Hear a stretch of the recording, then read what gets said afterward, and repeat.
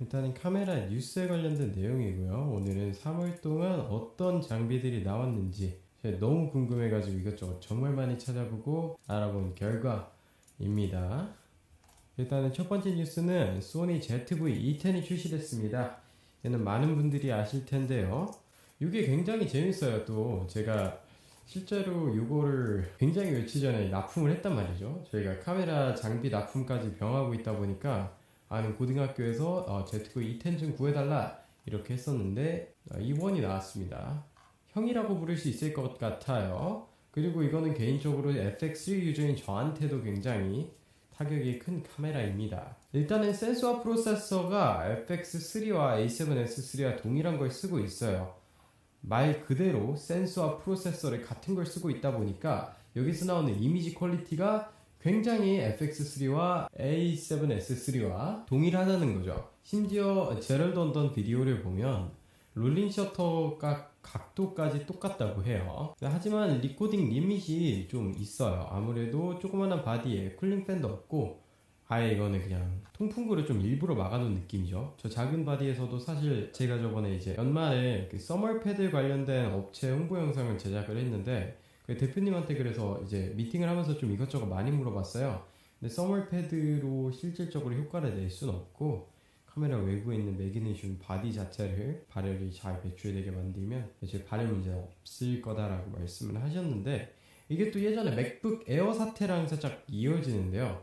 옛날에 M1 맥북 에어에서 있었던 일입니다. 맥북 에어 자체로는 이제 팬이 없었죠. M1이 처음 나왔을 때. 그리고 M1 맥북 프로가 팬이 있었습니다. 그래서 에어랑 프로랑 다른 점을 두는 게 이게 팬이다 이런 식으로 말씀을 했었는데 이게 이유가 있었던 거죠. 안전상의 이유예요. 서멀 패드를 부착해가지고 맥북 에어 성능을 올릴 수 있다 이런 류의 영상 콘텐츠가 굉장히 많이 올라갔는데요. 노트북에도 안전 지침이 있습니다. 발열에 따른 안전 지침이 있어서 외부로 방출되는 열이 일정 수준보다 높아지면 안 돼요. 그래가지고 맥북 에어 M1이 팬이 없었지만 일부러 쿨링 성능을 좀 약하게 해서 스로틀링이 걸리더라도 무릎이나 이런 데 노트북 올려놨을 때 저온 화상을 안 입도록 설계가 되었던 거거든요. 이것도 살짝 그런 내용 아닐까 싶습니다. 제 예측일 뿐이고요. 리코딩 리밋 같은 경우는 4K 60까지 찍힙니다. 이 조그만한 마리가. 그리고 120프레임은 뭐 나중에 풀어주겠다 이런 내용인데 422 10비트 4K 60프레임 기준에서 그래도 거진 한 30분 넘게 찍히는 걸로 알고 있습니다. 자세한 내용은 제럴드 언던 비디오 가서 보면 될 것 같고요. 오디오는 기존 ZV-E10에서 업그레이드가 됐다고 하더라고요. 지향성이 생겼다는데 제가 사실 ZV-E10 유저가 아니어가지고 그 기능이 이미 들어가 있었나 안 들어가 있었나는 잘 모르겠습니다. 그래도 지향성, 이제 ECM-B1M 같은 마이크를 안 껴도 앞과 뒤의 지향성을 느낄 수 있다고 합니다. 그리고 AI 오토포커스가 들어갔다고 합니다. AI 오토포커스 같은 경우에는요, A7R5와 거의 동일하다고 하네요. 현재 지금 소니에서 만든 오토포커스 중에서는 상위인 기종이죠. 뮤직현님 만나서 반갑습니다. 오셨네요, 그래도. 그래서 AI 오토포커스가 들어가가지고 알파7 R5에서 들어가는 거와 동일한 게 들어갔다고 하더라고요. 실제로 제럴드 언던도 써봤을 때 느낌이 A7 R5와 굉장히 동일하다 이런 말을 하고요. 그리고 이번에 저는 이건 좀 많이 놀라운 소식이 들어갔습니다. 클리어 이미지 줌 시 이전에는 이제 포커스 이슈가 있었죠. FX3의 클리어 이미지 줌도 많은 감독님들이 공짜로 1.5배 크롭이 된다 라고 해서 좋아하셨는데 여기서 한 단계 더 갔습니다. 클리어 이미지 줌을 모르시는 분들을 위해서 설명드리자면 클리어 이미지 줌은 풀프레임 판형에서 APS-C 1.5배 크롭을 해가지고 자연스럽게 줌밍을 하는 기술이었습니다. 실질적으로 센서가 작아지니까 화각도 줄어들었고요. 그런데 이제 ZV-E10에서는 실제로 그냥 크롭이 되면서 줄기도 하는데 거기서 아이 디텍터 오토포커스, 눈가리 오토포커스랑 전부 다 된다는 거예요. 그럼 만약에 지금 제가 ZV-E1을 사가지고 20mm짜리 f1.8 렌즈 있죠. 소니에서 나온 G렌즈 그거를 장착을 하면 거진 20에서 30mm 말도 안 되는 줌렌즈가 탄생하게 되는 겁니다. 단렌즈 끼워놔도 줌렌즈처럼 쓸 수 있는 거고요. 1.8, f1.8로 업그레이드가 되는 거죠. 2030 f1.8 렌즈가 되는 겁니다. 눈가리 오토포커스 다 쓸 수 있고요. 이건 좀 큰 것 같아요. 같은 프로세싱 유닛이랑 같은 센서면 FX3에도 들어와야 되지 않나 싶습니다. 일단은 이런 거 들어갔다고 하고요. 전 좀 이게 제일 충격이었어요. 아무래도 클리어 이미지 줌이 당연히 크롭을 안 한 것보다 해상력은 떨어집니다. 그런데 거의 눈으로 봐서는 모를 수준이기 때문에 이미지를 4K로 찍은 다음에 포스트로 크롭하는 것보다 훨씬 낫습니다. 다이나믹 액티브 스테빌. 아 맞다, 아까 FX3 얘기 제가 했나요? FX3에서는 클리어 이미지 좀 쓰면 애초에 포커스가 선택 자체가 불가능해요. 아무데나 포커스 잡습니다. 프레임에 있는 아무데나. 이것 때문에 제가 정말 많이 먹었어요. 다이나믹 액티브 스테빌라이제이션가 생겼습니다. 이것도 굉장히 재밌는 기능인데, 저희가 옛날에 소니의 핸디캠 캠코더들 보면 4K 되는 것 중에 이 앞에다가 이제 이축 짐벌이라고 해야 될까요? 센서가 이렇게 둥둥 떠다니던 애들이 있습니다. 이 친구도 이걸 설명하려면 뭐 그림판 같은 게 있으면 좋을 것 같은데, 여기 있네요. 배경은 하얀색이었으면 좋겠는데, 펜슬, 페인트, 벡터필, 하얀색. 저희가 이게 풀프레임의 판형이 이렇다고 할게요. 마우스로 쓰는 거다 보니까 안 이쁘죠, 글씨가. 풀프레임의 센서가 이 정도면 클리어 이미지 줌을 하게 되면 이렇게 1.5배 정도 크롭이 생깁니다. 근데 소니는 생각을 한 거죠. 저희가 기존의 센서를 잡는 방법이 얘를 우측으로 센서를 뒤트는 거였어요. 실제로 앞뒤로도 이렇게 뒤틀고 옆으로도 뒤틀고 이러면서 센서를 좌우까지 뒤틀었죠, 우측이니까. 이러면서 센서를 안정화 시켰던 건데, 아니 1.5배에서 아이 오토포커스도 되고 잃을 게 없잖아요, 사실상. 그렇다 보니까 얘를 그냥 둥둥 떠다니게 만들어요. 만약에 피사체가 여기 있다, 그럼 가운데 있다가 카메라가 옆으로 떨려서 이렇게 움직이면 그냥 이 영역, 크롭되는 영역 자체를 옆으로 옮겨버리는 거예요. 그럼 이 사람은 카메라가 안 흔들린 것처럼 보이겠죠. 그래서 사실상 떠다니는 느낌이라고 할 수 있겠죠. 이거는 실제로 궁금하신 분들 제럴드 언던 동영상 보고 오시는 거 강력 추천드립니다. 저도 놀랐어요. 이게 파나소닉 S5-2보다, 파나소닉이 원래 이미지 스테빌라이제이션 잘 잡기로 유명하죠. 그런데도 그것보다 더 나은 수준이라고 합니다. 다만 크롭은 좀 많이 되는 편이에요. 기존의 액티브 스테빌라이제이션가 1.1배에서 1.2배로 알고 있는데 그보다 더 펀치인해서 들어가게 됩니다. 하지만 이거는 지금 알아두셔야 될 게 ZV-E10이에요. FX3, A7S3, A1 아니에요. 풀프레임의 가장 기본기에 이런 기능을 다 때려 넣었다는 거죠. 지금 FX3 입장에서는 좀 화딱지가 납니다. 그리고 오토프레이밍 기능도 생겼어요. 얘랑 거의 동일한 기능이라고 보면 되는데, 제가 아까 전 말씀드린 경우는 이 인물이 카메라에서 흔들릴 때잖아요. 근데 이제 인물이 여기서 여기로 이제 배경은 그대로고 이동을 했다고 했을 때 이거를 이제 알아서 가서 맞춰준다고 합니다. 그러니까 그 애플의 센터 스테이지 기능 같은 거죠. 인물이 어디 있는지에 따라 가지고 이 이미지 일부분만 알아서 카메라가 프레임을 맞춰준다고 합니다. 모션 블러 때문에 좀 어색한 게 생기긴 하던데, 이거는 이제 세워놓고 이제 촬영하시는 분들한테 엄청나게 유용하게 쓸 수 있겠죠. ZV-10은 제 같은 이제 상업 영상 제작자들보다는 이제 조금 더 편하게 이제 찍기 위한 분들을 위해서 나왔기 때문에 이런 오토 프레이밍 기술은 좋은 것 같습니다. 한마디로 제가 만약에 여기 있으면, 지금 여기 있잖아요. 제가 이쪽으로 이동하면 카메라가 줌을 해가지고 제 머리 근처로 이쪽으로 이동을 한다는 거예요, 프레임을. 크롭은 알아서 해서. 말도 안 되는 기능이 많이 들어갔습니다. 그리고 심지어 이게 재밌는 게 HDMI로 빼는 거는 클린으로 뺄 수 있고요. HDMI가 아닌 거는 또 클린이 아니게도 뺄 수 있어요. 이게 두 개 다 녹화를 할 수 있는 거죠. 일반 클린본도 따고, 그리고 이렇게 센터 프레이밍 한 것도 따고.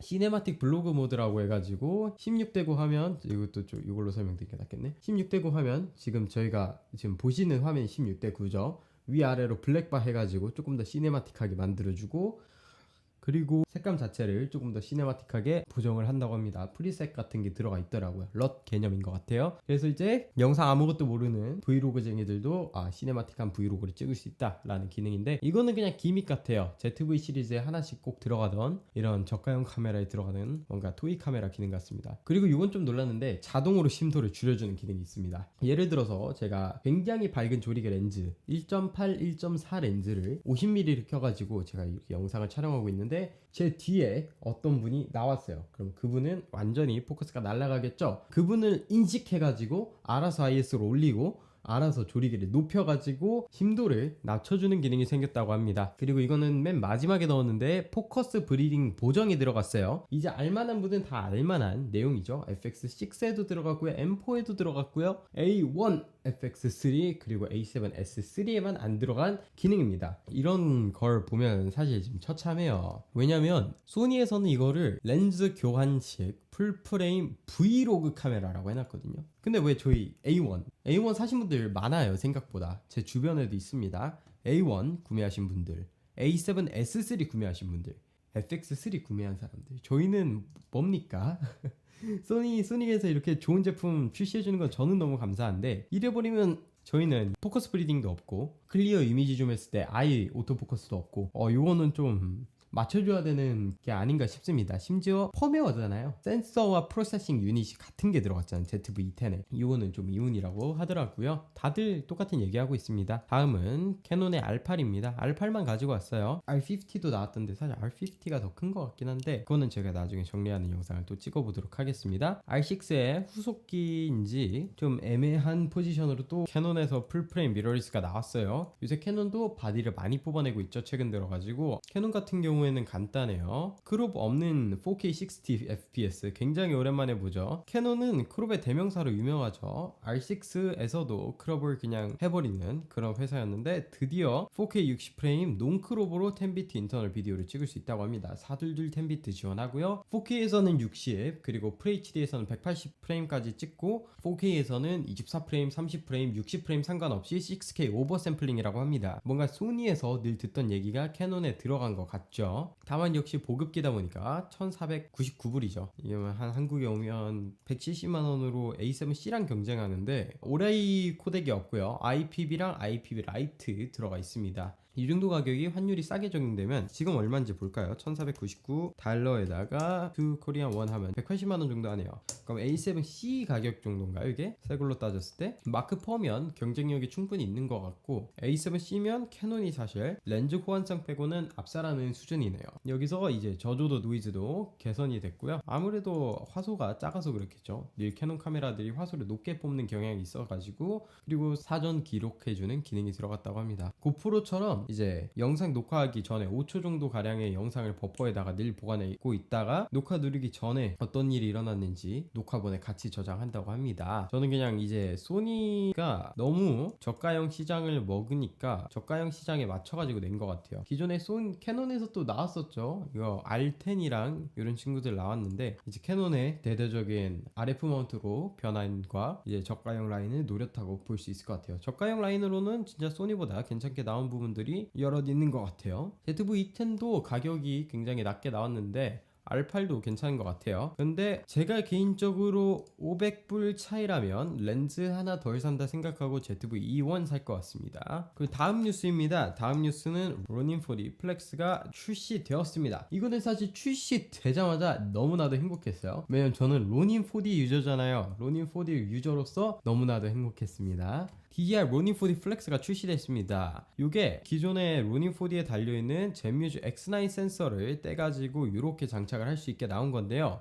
이게 소니 베니스의 리알토 시스템이랑 비슷하다고 하죠. 그 탑건에 들어간 유명한 시스템이요. 리알토 같은 경우는 센서 부분을 떼가지고 접점을 다시 연결해가지고 센서를 연장시키는 기술인데, 여기서는 한 스텝 더 가가지고 짐벌까지 그냥 뗐다 붙였다 할 수 있게 만들었습니다. 사실 제가 이거를 로닌 4D 나왔을 때부터 이게 나오지 않을까 싶었는데 진짜로 나왔어요. 설계 중인 줄도 몰랐고요. 로닌 4D 플렉스의 특징들 찾아보면요, 로닌 4D 플렉스 유닛입니다. 로닌 4D를 직접 만져보시면 이게 밑에 부분에 락 풀어가지고요, 그냥 카메라 머리, 짐벌이랑 센서 있는 부분만 쏙 빠져요. 거기다 이렇게 어댑터를 장착을 한 후에, 그리고 여기다가 남은 짐벌이랑 센서를 장착을 하는 거겠죠. 그러면 이렇게 연장이 됩니다. 이게 재밌는 게 USB-C 타입 포트가 나옵니다. 뭐 당연히 뭐 있는 거 아니야 했는데, DJI 로닌 4D가 모니터로 USB-C 타입을 써요. 그래가지고 이 베이스에서 USB-C 타입으로 모니터 뺄 수 있고요, 이게 보이는 것처럼. 그리고 여기 옆에다가 어댑터를 끼워가지고 LED 로케이팅 핀이 있네요. 4분의 1인치 나사가지고 핸들 어댑터를 끼우면 또 핸들까지 쓸 수 있습니다. 그러니까 정말 머리만 뗄 수 있게 된 거죠. 그러면 바디는 이렇게 가방에다가 넣고 다닐 수 있다는 내용입니다. 근데 이게 저는 생각보다 저렴한 가격에 나온 것 같아요. 미국에 출시된 가격 보고 한 150만원 넘게 나오지 않을까 싶었는데, 굉장히 합리적인 가격 113,000원에 출시가 되었습니다. 113,000원도 엔간한 짐벌 하나 값 아니냐라고 할 수 있는데, 여기 들어가는 게 AK 이미지를 전송할 수 있는 굉장히 긴 케이블에다가 2m 정도 되는 케이블에 이런 거 연결할 수 있는 거, 활용성을 생각하면 그렇게 비싼 옵션은 아닌 것 같아요. 왜냐면 로닌 4D를 사면 다들 아실 텐데 그 쇳덩이에다가 저희가 40만원을 쓰게 되잖아, 카운터웨이트에. 그래서 비교적으로 합리적으로 보입니다. 쇳덩이에 40만원 썼는데 케이블 기술이랑 굉장히 유용한 거예요. 100만원을 쓰니까요. 그리고 소니 FX6에 센서만 떼가지고 PTZ 카메라로 썼는데 그걸 저격한 느낌도 좀 듭니다. 그냥 PTZ 카메라처럼 이제 쓸 수 있어요. 이 친구도. 아직 제일 큰 문제는 SDI와 RJ45를 통해 가지고 이제 뭐 직접적인 컨트롤은 불가능하지만 무선 모니터를 써라 뭐 이런 얘기겠죠. 용도는 다를 거야. 그 소니에서 나왔던 PTZ 카메라랑 용도는 다르지만 그런 용도로도 DJI 마스터 휠 시스템을 이용해서 쓸 수 있다. 그렇게 명시가 되어 있더라고요. 네 번째 뉴스는 삼행의 VAF의 모듈러 포커스 어댑터가 출시가 되었습니다. 제가 VAF 처음 나올 때 다들 의문이었죠. 도대체 이 앞에 접점에다 뭔 연결할 거냐. 카메라 렌즈에서 끌어오는 전력으로 저희가 조명 같은 거는 쓸 것 같지 않고요. 그런데 갑자기 뜬금없이 요거 하나 출시했습니다. 어디에 어떠한 리뷰도 뭐 그런 거 없습니다. 그냥 요거만 딸랑 나와가지고 저는 너무나도 놀랐는데요. 이거 뭐 쥐도새도 모르게 출시하니까 있는 건지도 모르겠어요. 근데 VAF의 모듈러 포커스 어댑터가 생겼다고 합니다. 이게 뭐냐면 요 VAF 앞에 접점 보이시죠? 접점에다가 연결을 해가지고 탈리램프가 밑으로 내려오고요. 근데 이왕 만들어줄 거 좀 크게 만들어줬으면 좋겠어요. 그래도 시네마 렌즈 어댑터였는데 더 작아야 됐나? 반사광 때문에? 저는 잘 모르겠습니다. 그 렌즈 피치가 기존에 300도로 굉장히 뭐 시네마틱 했고 뭐 어쨌고 한데 이제는 완전한 매뉴얼 포커스를 경험할 수 있다고 해요. 매뉴얼 포커스를 100도까지 해가지고 인피니티 해서 맞출 수 있게 제작이 된 거라고 합니다. 이게 포커스 피치에 맞췄겠죠. 시네마 포커스 피치에 맞추고 그리고 렌즈의 구경도 기존 작은 구경에서 95mm로 늘어난다고 합니다. 어느 정도 방사광을 제거를 한다는 내용도 있어요. 그런데 이게 539유로로 출시한다고 합니다. 그러면 한국 돈으로 72만원이 되죠? 여기까지 말씀드릴 수 있을 것 같은데 72만원은 좀 아닌 것 같아요. 힘든 가격대입니다. 그래도 저기 앞으로 좀 다양한 렌즈들과 좀 다양한 모듈들이 나왔으면 좋겠습니다. 그리고 자이온 테크에서 굉장히 재밌는 조명이 나왔습니다. 몰로스 시리즈라는 게 새로 출시가 되었는데요. 몰로스는 자이온 테크에서 만든 것 중에 지윤테크라고 할게요. 지윤에서 나온 그 어떤 제품보다도 재밌어 보여요. 사실 지윤에서 만든 크레인 3 뭐 이런 거 그 뭐였죠? 위빌 3였나? 네, 이런 거 나오면서 좀 굉장히 실망을 많이 했었어요. 위빌 2도 그렇고 S가 명기였던 것 같고요. 근데 이제 갑자기 되게 괜찮아 보이는 조명을 출시했습니다. 몰러스 X100이랑요 몰러스 G20입니다. 실제로 사진을 보면 두 조명 굉장히 다른 조명 같아 보이죠. 작동 방식도 다를 것 같고 근데 사실 들어간 뇌 자체는 똑같다고 합니다. 그 조작하는 방식이 매우 비슷하다고 해요. 여기 들어간 이 LCD와 여기 들어간 이 LCD 거의 동일한 인터페이스를 가지고 있다고 합니다. 이 60W짜리 조명은 그 루빅스 큐브보다 조금 더 크다고 해요. 저희가 그 맞추는 큐브 있죠? 3곱하기3로 되어 있는 큐브 정도 크기를 가지고 있다고 합니다. 그것보다 조금 크다고 하고요. 진짜 작죠? 그럼 요 정도 되는 60W 조명이에요. 그리고 X100과 G60 모두 다 바이 컬러를 지원한다고 합니다. 둘 다 적당한 정도의 컬러 정확도를 가지고 있다고 해요. 자세한 내용은 제럴드 언던 씨한테 들어보면 될 것 같습니다. 그리고 일반 파워브릭이 같이 들어가고 제일 중요한 거는 PD 충전 지원입니다. 60W짜리는 60W까지 PD 충전을 먹고요. 100W짜리는 100W까지 PD 충전을 먹습니다. 그러면 60W를 기준으로 들게요. 60W에다가 30W짜리 끼우면 어떻게 되냐? 전력이 제한이 됩니다. 최대 아웃풋을 기존에 뭐 100% 낼 수 있었다. 60W짜리 PD를 먹이면 근데 이제는 그 반밖에 못 쓰는 거죠. 50W 정도 이상으로 못 올라가게 소프트웨어에서 막는다고 합니다. 그리고 알려준대요. 전원이 부족하니까 더 높은 PD 충전기를 꼽아라. 그래도 영상 처음 시작하시는 분들 굉장히 부담 없이 가지고 다닐 수 있는 조명 같습니다. V마운트 배터리 이런 거 필요 없이 PD 배터리 하나만 들고 다니고 벽에다가 선 안 꼽는 것만 해도 감지덕지죠. 그런데 이게 렌즈 어댑터를 얘네 자체 어댑터를 쓰더라고요. 이렇게 작은 렌즈 모디파이어들 쓰기 위해서 이제 이렇게 좀 큰 보엔즈 마운트 쓰려면 또 어댑터를 구매해야 되는 것 같습니다. 이건 조금 아쉽습니다. 그리고 저희가 광량을 비교를 해왔는데요. 제럴드 언던씨 측정 결과와 DSLR 비디오 슈터 측정 결과 가지고 왔는데 몰러스 X100이 최대 출력에서 3720 럭스가 나오고요. 이거는 그냥 제 자료 가지고 오겠습니다. 이게 100W 모델에서 3720 럭스 나오고요. 60W짜리는 1960 럭스 정도 나온다고 합니다. 그런데 여기 보면요. 아마란의 60X가 1160 럭스였죠. 100W짜리 보다도 더 밝습니다. 60W 바이컬러인데도요. 아무래도 크기에서 오는 밝기 감소 분명히 있습니다. 60W 급도 못 나온다는 거예요. 그러면 대부분의 촬영 현장에서 대부분의 감독님들이 쓰시기에는 굉장히 불편할 수 있다라는 내용 전달하고 가겠습니다. 아마란 60 데일라이트 버전만 해도 5270럭스죠. 그리고 제가 이거는 기존에 했던 계산인데 고독스 많이들 쓰시죠. 고독스 SL60W 소음이 있어서 ML60 쓰시는 분들도 많지만 아직도 명기입니다. 고독스의 SL60W 보다 아마란 60X가 조금 더 밝아요. 조금 더 거의 똑같습니다. 그리고 아마란 60X보다 당연히 아마란 60D가 더 밝고요. 데일라이트 버전이니까 바이컬러가 아니라. 그런데 고독스 SL100과 비슷한 모습을 보여줍니다. 얘도 데일라이트인 거 생각하면 기존 아마란이 너무 밝은 것도 있겠지만 그렇다고 해가지고 100W짜리가 이 정도 아웃풋이면 저는 그냥 아마란 구매할 것 같습니다. 크기 차이 그렇게 크게 안 나거든요. 60X짜리 그냥 마음 놓고 구매할 것 같아요. 애초에 사이더스 링크도 잘 돼 있고 지운 같은 경우는 앱 뭐 출시 예정 이렇게 돼 있더라고요. 작은 거는 한몫할 것 같습니다. 그냥 여기저기다가 조금씩 두 개는 괜찮을 것 같아요. 그리고 로데의 와이어레스 미입니다. 로데의 와이어레스 고2의 모바일 버전이라고 보시면 될 것 같아요. 늘 이런 짓을 해왔었죠. 로데는 이제 뭔가 프로 제품을 만들고 나면 컨슈머 제품을 늘 하나씩 만들어준 것 같아요. 프로 제품도 아니죠. 사실 프로수머 제품을 만들면 컨슈머용 제품도 하나씩 나온다고 생각하시면 될 것 같습니다. 얘는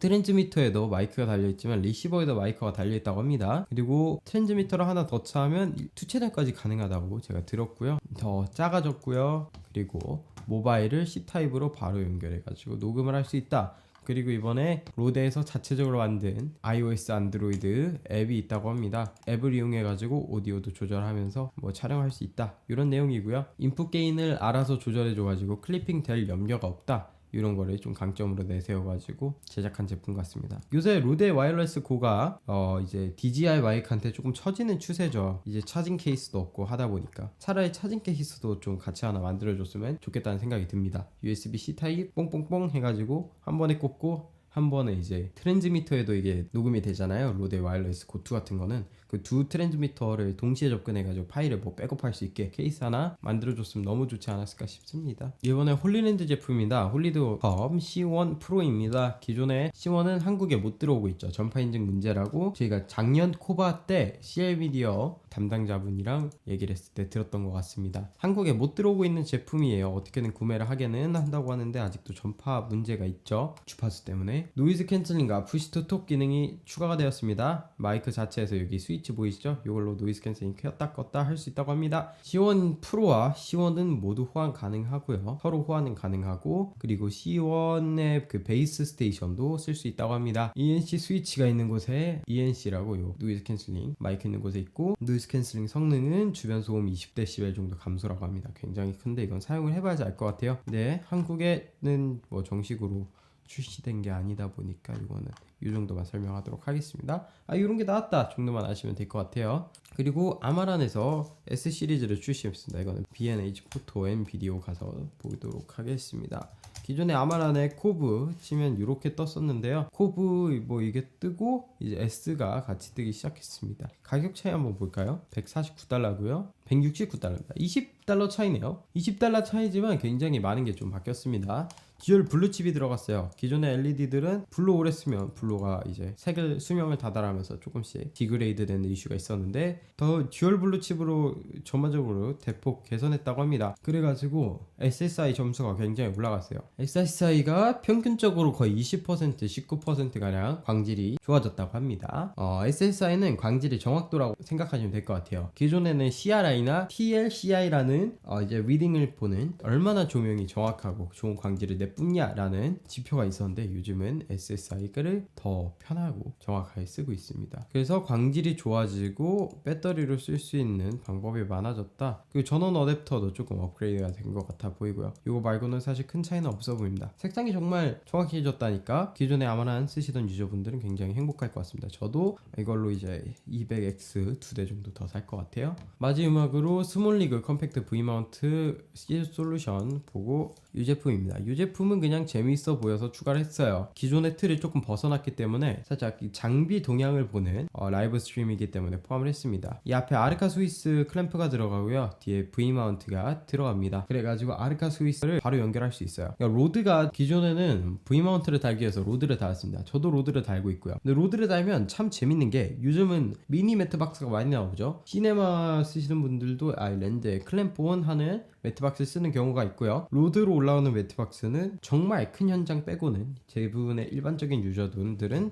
쓰지 않아요. 그리고 뭐 포커스, 이 포커스 보터 단다, 요새 이 포커스 휠도 많이 다는 거 못 본 것 같아요. 그리고 뉴클리어스도 잘 나와서 무선으로 많이 갈아타잖아요. 그러면 이 위에다가 카메라 옆에 위에 쪽에다가 로드를 달게 되는데, 그래서 앞에까지 로드가 닿는 게 굉장히 비효율적이다라는 거죠. 뭐하러 굳이 그렇게 해. 그래서 아예 냅다 카메라에다가 그냥 바로 V마운트만 달 수 있는 솔루션을 만들었습니다. 아르카 스위스로 기존 뭐 틸타 케이지나 스몰리그 케이지 모두 다 호환될 것처럼 보이고요. 최대 C70까지 무리 없이 지원이 가능한 것으로 보여요. R5C였네요. C70도 그러면 지원되겠죠? 그리고 굉장히 베이스 플레이트랑 견고하게 만들어진 것 같고요. 따로 D탭이나 이런 거 없는 건 좀 아쉬운 부분 같습니다. 근데 이번에 스몰리그가 배터리 낸 거 보면 옆에 D탭 하나, 위에 DC가 아마 볼트별로 2개가 있고요. 저희도 가지고 있는데 살짝 까먹었습니다. 그 C타입으로 PD가 나가고 A타입으로도 몇 와트까지는 모르겠는데 전원이 나가는 걸로 알고 있어요. 그래가지고 굳이 V마운트 플레이트 안 쓰더라도 그냥 스몰리그 배터리를 써서 USB로 송수신기나 이런 거는 파워하고, 그리고 카메라 바디는 PD로 뭐 가고, 아니네요, 여기 모니터가 가나 보다. 바디 충전은 안 하네요. 여기서는 요